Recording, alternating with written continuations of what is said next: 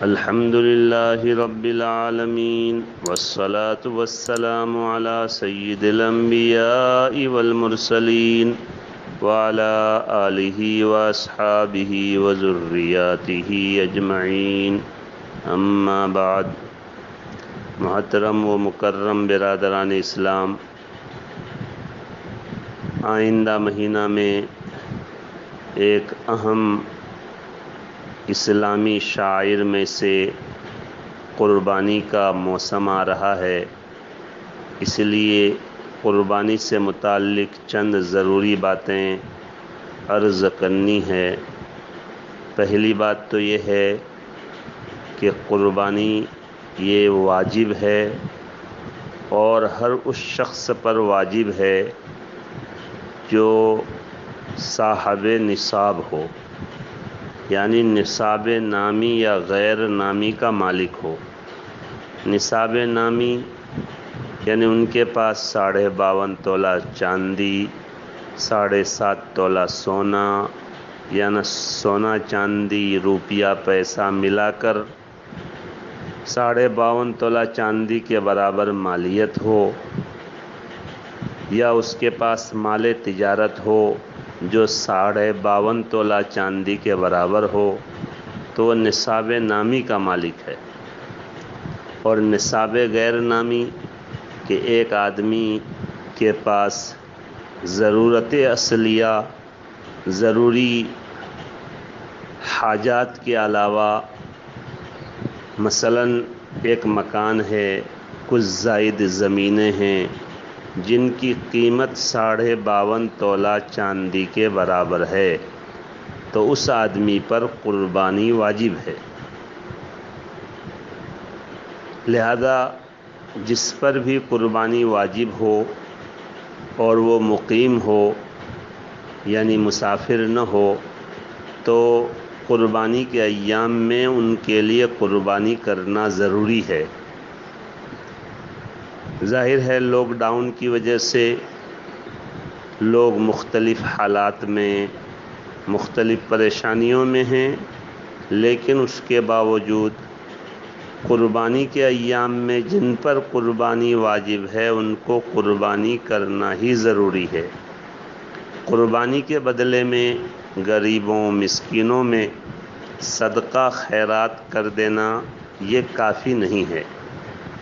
لہذا صدقہ خیرات غریبوں میں کرنا یہ ایک بہت نیکی کا کام ہے، لیکن یہ قربانی کا بدل نہیں ہے۔ ہاں، اگر ایک آدمی پر قربانی واجب ہے، وہ واجب قربانی ادا کرے اور وہ نفلی قربانیوں کی جگہ میں صدقہ خیرات کرے تو یہ اچھی بات ہے، کر سکتے ہیں۔ یا ایک آدمی کا ارادہ تھا کہ مثلاً وہ 50,000 کی قیمت والے جانور کی قربانی کرنا چاہ رہا تھا، لیکن وہ متوسط جو ہے جانور کی قربانی کر دیا اور جو بقیہ رقم ہے اس کو صدقہ خیرات کر دیا، تو ایسا کر سکتے ہیں۔ بہرحال قربانی ایک اہم فریضہ ہے اور یہ اسلام کے شعائر میں سے ہے۔ اللہ کے نبی صلی اللہ علیہ وسلم نے اس کی بڑی تاکید کی ہے، اس لیے قربانی کرنے کا اہتمام کیا جائے۔ جو لوگ بھی صاحب نصاب ہیں وہ ہر حال میں قربانی کریں۔ دوسری بات یہ ہے کہ بہت سارے حضرات باہر ملکوں میں یا ایسی جگہ میں ہوتے ہیں کہ وہاں قربانی کے جانور کی قیمت زیادہ ہوتی ہے۔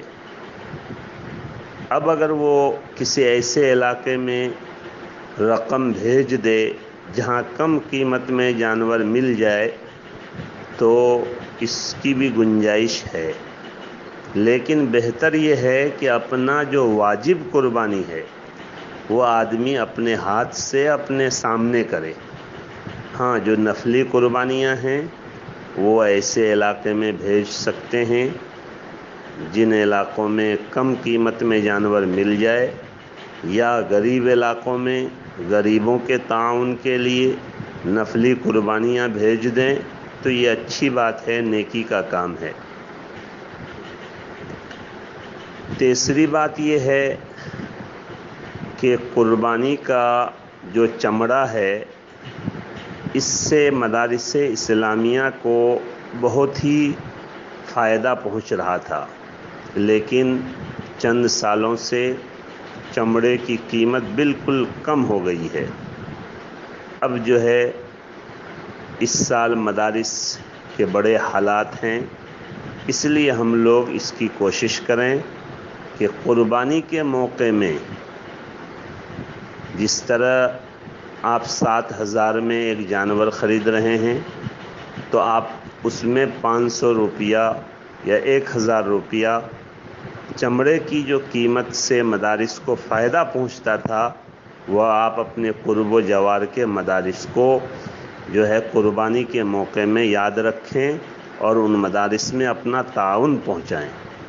اس وقت تو مدارس اسلامیہ بند ہیں، طلبہ نہیں ہیں، لیکن ظاہر ہے مدارس اسلامیہ کے جو اساتذہ کرام ہیں ان اساتذہ کرام نے اپنے آپ کو مدارس کے لیے وقف کر رکھا ہے، ان کا کوئی الگ سے پیشہ نہیں ہے، الگ کاروبار وہ نہیں کر رہے ہیں، وہ اسی انتظار میں ہیں کہ مدارس کھلیں گے تو پھر وہ آپ کے بچوں کی تعلیم میں مشغول ہو جائیں گے۔